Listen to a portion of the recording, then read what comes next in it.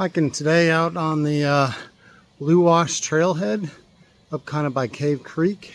Earlier today went to the Sears Cay ruins. Now I'm doing the Blue Wash Trail, which is an amazing trail. It leads up to a waterfall.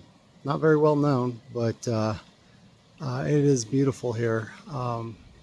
Pretty excited about it. There's running water, yeah, in the middle of a desert, but take a look around.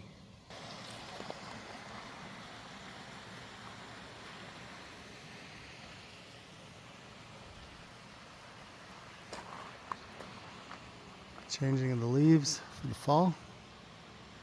So beautiful. We'll go walk up here and go check out the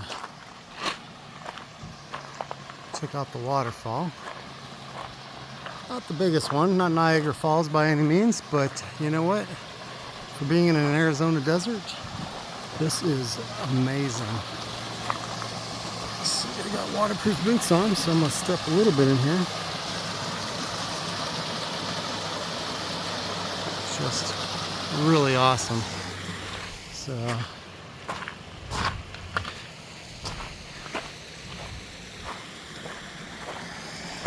we'll come around to the other side.